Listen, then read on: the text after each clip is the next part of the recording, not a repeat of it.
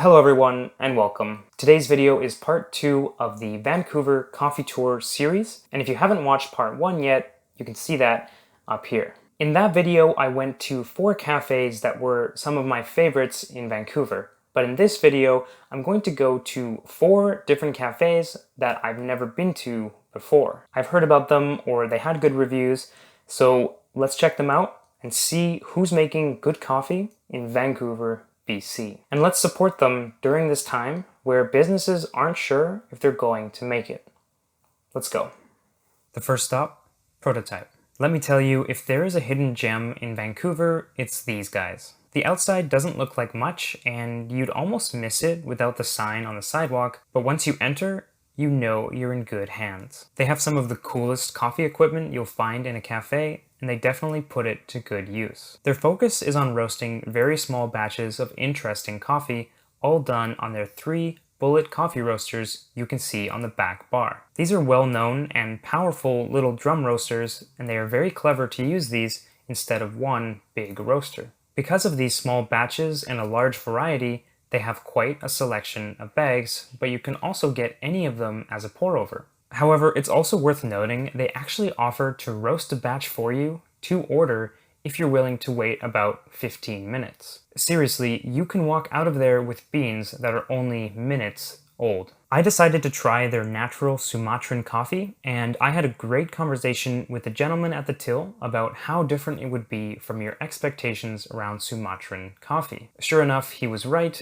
It was very clean, full of bright fruits like raspberry, and a soft, sweet finish. The staff seem very knowledgeable, and I cannot recommend this place enough. I'm honestly not sure if anyone else in Vancouver can compete with their variety and quality, as well as just being so unique. I also noticed online that they offer some really cool coffee subscription services, as well as green beans if you're a home roaster. There's really something for everyone, and you should definitely check them out. Next up is Platform 7. I decided to drop by because they have pretty good reviews in this area, and I think they were pretty good. They didn't stand out necessarily, but they weren't bad. I would go here if it was in my area and I just needed a simple cup of coffee, or perhaps if I wanted to visit the bookstore right beside them. They use Stumptown for their beans, and these guys are very well-known coffee roasters in Portland. The cortado I got was definitely a solid offering,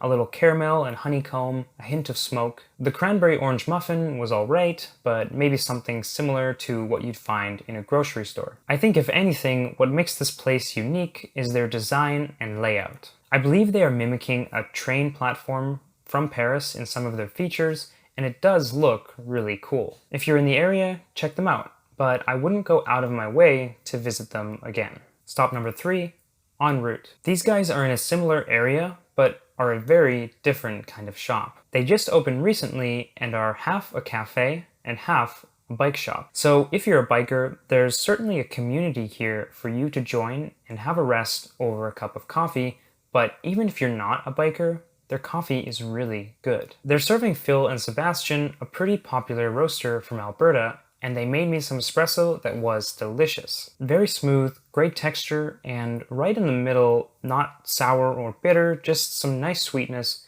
and a great way to start the day. The menu overall is nice and simple, which is what I like to see, and the space is bright and open, and it just feels inviting. I didn't dig into the bike side too much, but it looks like you can obviously get them to do some work on your bike, purchase parts and supplies, and enjoy a cup of coffee while you wait. It's an awesome idea, and I really hope that they keep it up. And last but not least, we have Nemesis. A big name in Vancouver, they are well known in the community for quality coffee and amazing options for brunch and pastries. They've got a real chef and staff that are actually interested in coffee, which honestly is a big key to success, and you'd be surprised that this isn't the case for all the cafes out there in Vancouver. I should say, I think I actually have visited them once or twice before, but this was my first time since the pandemic, and they're still currently takeout only with no dine-in. Perfectly fine though, they've got a few options for food still,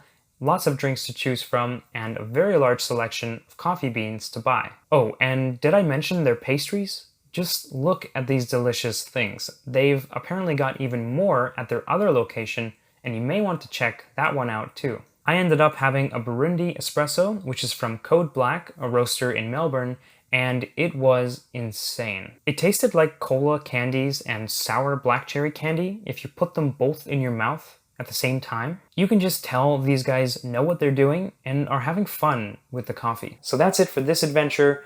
Let me know in the comments if you visited one of these coffee shops and what was your experience? Or are there any coffee shops you think I should visit in Vancouver? Please consider subscribing, and I hope to see you next week. Have a great day.